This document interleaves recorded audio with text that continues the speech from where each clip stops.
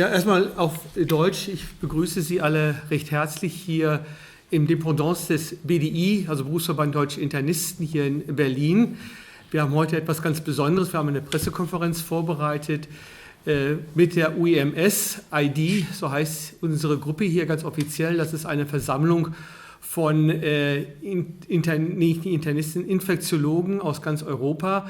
Es ist nicht eine Versammlung, wo man Mitglied wird, sondern wir sind Delegierte aus ganz Europa, wo wir versuchen, die Regularien in ganz Europa für die Ausbildung des Infektiologen auch zu klären. Wir werden jetzt diese Pressekonferenz in englischer Sprache fortsetzen. Es ist nicht überraschend, dass die Mitglieder der UEMS-ID hier verschiedene Sprachen sprechen und Englisch ist sozusagen die gemeinsame Sprache und da machen wir jetzt gleich in Englisch weiter und dabei werde ich auch die Menschen, die hier rechts und links von mir sitzen, auch vorstellen. So I'd like to welcome you all here in Berlin, in the capital of Germany. This is a very special day for the first time, I think, in my membership here at the UEMS-ID that we have a press conference. It is an emerging issues that we are facing in Europe, but also worldwide, and we want to address them, and that's the reason why we called here for a press conference. Before we start, I would like to introduce the people sitting to the right and to the left. From my side of looking at it is here Jean-Paul Stahl. He's from France. He's the president of the UEMS-ID, and Davorka Dusek from Croatia, who is the treasurer. It's of course very important, but also the secretary of the UEMS-ID. And then I would like to introduce Dr. Miró. Jose Miró from Spain, who also will bring in the Spanish perspective of the issues that we are facing as professionals in infectious diseases. So before we now start, maybe Jean-Paul, you could explain what is UEMSE? Probably nobody really knows outside what that really means and what we're doing. Yeah, you're right. It is not a well-known association. Nevertheless, it is a very important association because it is finally a federation of the specialists, the European specialists of any specialty. I mean cardiology as well as orthopedic, as well as infectious disease, of course. And this federation is very important because it has an important role in parallel, I would say, with the European Commission. That means a connection with the political world in Europe. So that is very important. And the ID section is, of course, the association of delegates coming from countries, European countries, and not only European countries, because we have associated countries that are not strictly European as a political definition. And it is, of course, very important to have an organization specialty by specialty, and so we are the representative of this specialist in our various countries. Well, thank you very much. I just realized, Nick, I have to apologize. Jean-Paul was blocking my view. This is also very special that Nick Beeching is here because despite the discussions about Brexit, the United Kingdom is also a full member of the UEMS-ID and will stay that way, I'm pretty sure, for the future, because we didn't vote for the Brexit in the UEMS yet, and it's not really associated with the European Union. It is loosely associated because a lot of countries outside the EU also participate. And what I also forgot to mention, who is the guy talking right now? My name is Andrew Ullmann.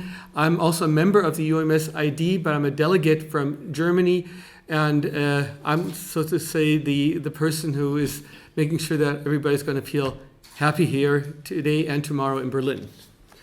So let me continue with Jean-Paul. We were talking about the European Union and Brexit. We don't want to go into that area because this is not our topic, but how many countries or how many physicians are actually represented by the UEMS? In the UEMS, I mean general UEMS, it is more than 1.5 million of physicians all over Europe and associated countries. And in the ID section, well, it is always difficult because the reports are not the same according countries, but roughly, probably we are something like 10,000 ID physicians in Europe, in the various countries. For France, I know very well, of course. We are 800, and I think it is similar. There are similar numbers in same countries like Germany, for example, or UK. I think it is roughly the same numbers. In Croatia, they are 200. So that gives you an overview of the importance of our specialty in our countries. Well, thank you very much. And now I would like to ask you, Davorka, what are our challenges that we are facing here in Europe, and what are our concerns as specialists in infectious diseases? Well, infectious diseases are still a major societal concern and remain a major challenge for the whole European Union. So there are some of the burning issues such as antimicrobial resistance, poor vaccination coverage, climate changes, migration, more and more of immunocompromised patients. So when talking about antimicrobial resistance, we are facing with more and more of antimicrobial agent misuse and fewer of new agents in the pipelines. Also, regarding vaccination, the problem is not only that we don't have enough vaccines for important diseases, but that the vaccination coverage is getting lower and lower. And we are seeing illnesses that we haven't seen in years, for example, measles. Mm-hmm. And climate changes. Today we have a rally against climate changes in Berlin, and climate changes do affect infectious diseases. For example, vector changes. Also migration. Migration is a truly multifaceted problem, and of course it brings many issues of infectious diseases. Also, the huge advance of treatment of malignant diseases has brought more and more of immunocompromised patients, and these patients do suffer from nosocomial infections and especially are faced with antimicrobial resistance. And one of the problems is that we don't have a very good unification of different programs. I think Nick will talk later on about our new curriculum, but this is something that we need to do and to unify it. And as we know, infectious diseases, they don't know borders. That's especially true, and I think we're facing this issue as a person who is a physician and a politician at the same time. I have to see in our parliament how right-wing populists are trying to explain that borders are especially important to actually tackle infectious diseases, and I think this is a very nice grassroots approach as specialists in infectious diseases that we're facing here, and we want to actually express to the public that we would like to work together and closely together. What we're doing in a small group, but nobody really notices this, and then we have to reach out and make this very clear. Jose, now you are somebody from the southern part of Europe. Yeah. How do you see this here for us as infectious disease specialists in Europe? What are your expectations, and what is the special situation in Spain as one example? Well, infectious diseases in Europe exist as primary specialty or as a subspecialty of internal medicine in most European countries. There are very few of them without neither primary specialty or subspecialty, and Spain is one of them. Spain, probably Belgium, and Cyprus are the three European countries without the specialty or the subspecialty. So this is an important discrepancy because in Spain exists the Spanish Society of Infectious Diseases and Clinical Microbiology, so IDs are working together with microbiologists for having the best outcomes of our patients.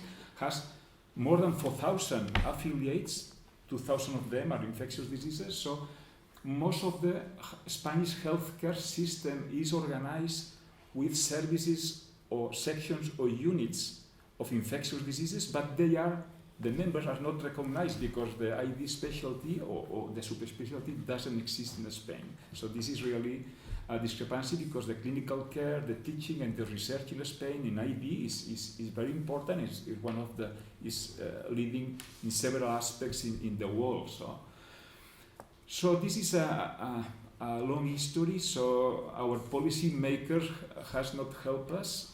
Currently, the Spanish government agrees with the creation of the infectious disease specialty, and is open. We are talking with them, but now our concern is in November 10th we will have new general elections, and if there is a new Spanish government, maybe we will need to start from zero again. So this is a long history. We thank very much UEMS Infectious Diseases for the support we have had from you. So, and we hope this is like a dream that the ID will exist in Spain soon. I hope if there is no changes in the Spanish government, probably within the next few months we will have it. And it's very important for us because this will give us the possibility to change all the physicians in charge of this population, because people who is dealing with infectious diseases now are in the 50s, in the 60s, will be retired in 10 years, and we need a renewal. And having the specialty and the possibility to form the residents in infectious diseases, this will be in a very structured way. So following the UEMS infectious diseases recommendations and the curricula and the skills and all the things that they must do, will for us will be very important for having this renewal of the people dedicated to these infections.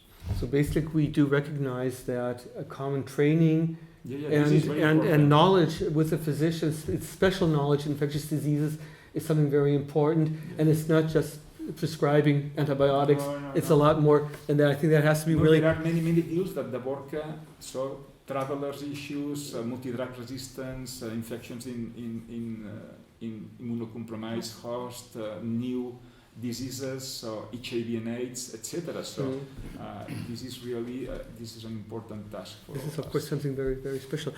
Nick, you're with the UEMS for a long time, and you know the big history of this group.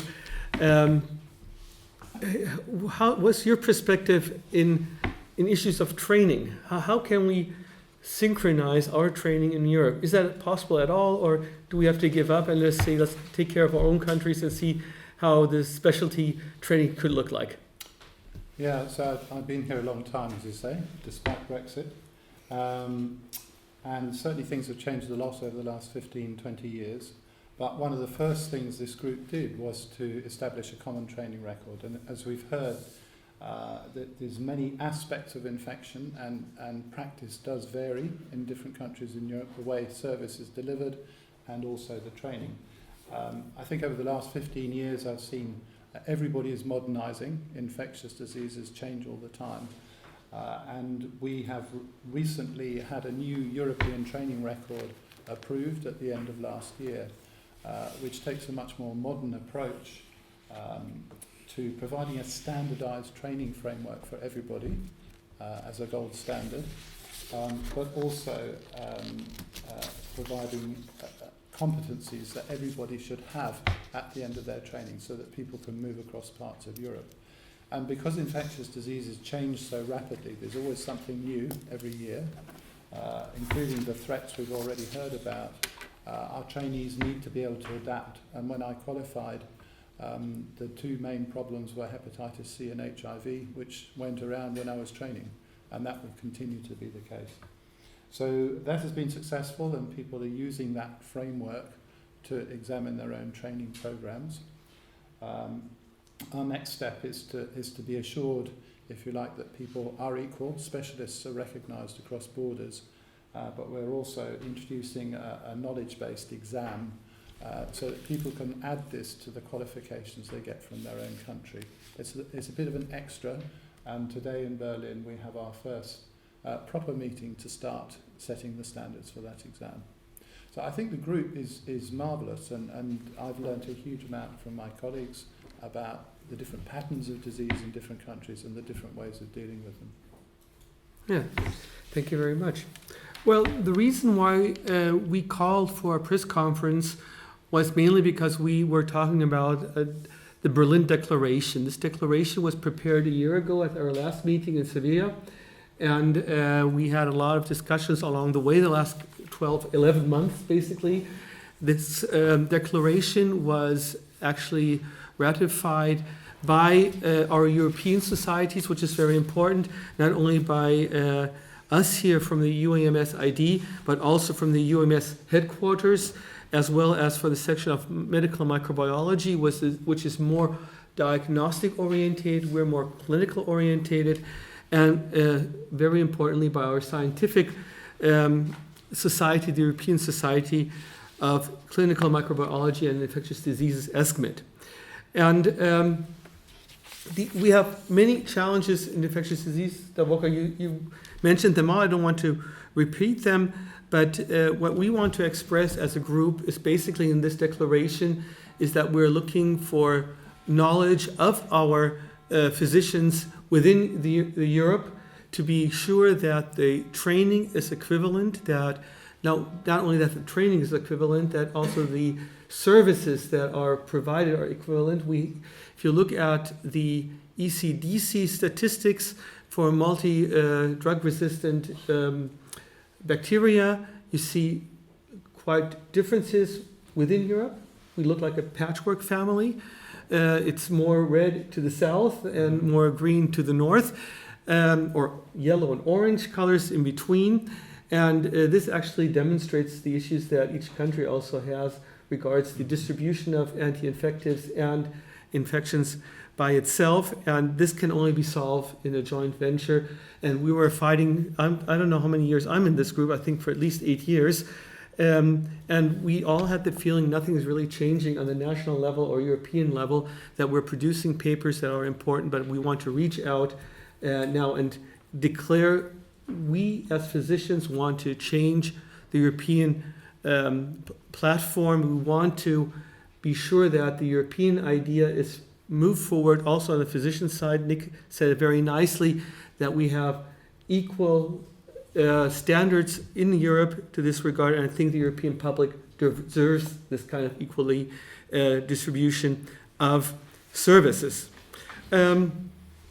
We also recognize as a group that the One World, One Health concept is a good start, especially if you look at agriculture issues. However, again, the training has to change, has to be equal. We have to be trained in diagnostics. We have to be trained in treatment and prevention of infectious diseases. And we need the knowledge of evolving diseases as well. And travel medicine, big issue. And migration medicine becoming a big issue. This is not going to subside. And we can only reach a solution or get the situation, turn the situation to a better place when we work together. And especially I'm looking to Nick, despite Brexit, we'll still be cooperating together because Brexit cannot solve the infectious disease issues that we have. So now I would like to just let you know these papers have been distributed. They should be on the desk.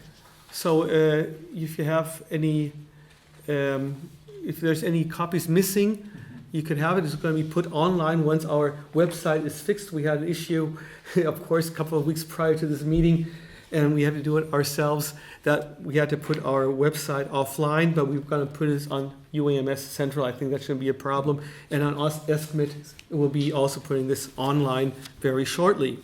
So, Jean-Paul, we did a lot of work the last couple of months talking with our representatives in the various societies in Europe, in our countries. Do you have a ballpark number of how many societies within Europe are actually ratifying this paper as well? Probably, I don't have the exact number, but probably all the societies in Europe. I mean, all scientific societies. Scientific societies, yes. Our delegates discussed in their country, and we received their approval of this declaration by all the scientific society. That is quite normal. I mean, it is obvious. that, as you said, viruses and bacteria don't know borders. They don't have passports. And they don't need passwords, and they go through borders much more easily than we do. So it is of major importance to have harmonized management of patients, and harmonized prophylaxis or prevention procedures all over Europe. If not, I think it could be a disaster in case of a very stressful outbreak. I think it could be a disaster if we don't have a common management of infectious disease. And just to end with this, I think infectious disease is quite special in the world of medicine. It's not like the others. The others are dealing with the mechanism. I mean, when we use a beta blocker, we beta block, and that's all. And it will never change. Never. But we are the only specialty who is dealing with two living organisms. The human, of course, and the pathogen. And we have to keep in mind that the pathogen is living and is evolving, and is never the same some months after its birth. So it is very special, and that's why infectious disease is a very special specialty. So thank you, Jean-Paul. So what are our next steps? Now we have the declaration, we have a press conference. How do we move forward? What would you suggest as the president of the UEMS-ID? I think we have to spread this declaration all over our countries. And the job of the national societies will be to go to the political level, to change something, and to put in their mind that we have to harmonize the training and the management first, and then, but it will be the job of the UEMS Central. They will have to go to the European Commission. I mean, the education part of the European Commission, to put in their mind that it is really of major importance for our future security. I mean, infectious security, if I can speak like this. It is of major importance for the population of our continent to have an harmonized management and prevention organized in our countries. And if that doesn't work, we're going to go for Fridays for Health and start our own demonstration. So maybe let me ask here into the audience, are there any questions to us here on the panel that we didn't address? No? But you want to say something? I would like to add a short comment that one of the objectives of the European Commission is the free mobility of all the professionals in Europe. Right now, an French or Italian infectious disease specialist cannot work in Spain because in Spain doesn't exist the specialty. Or people working for more than 20 or 30 years in Spain as infectious diseases cannot work abroad because they are not officially recognized. So I think it's very important the task that is doing the UEMS-ID in order to have a common training program for all European infectious disease specialists. This will for sure be very useful for all the community at a community level, because the care of our patients will be the same in all the European countries, and also for one of these European aims, that is the free mobility of the professionals.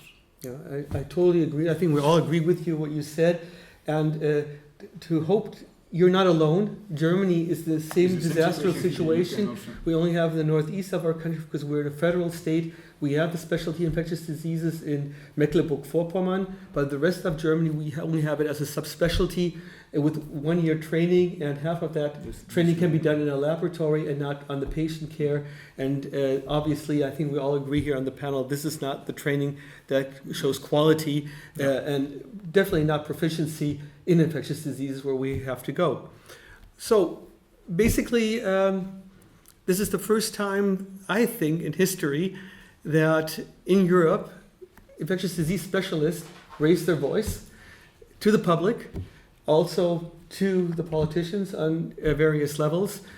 And we are trying to demonstrate that Europe can work without borders, without separation, without populism, but with smart movements, I think also with proficiency in our specialty, and that's what we're going to move for the future.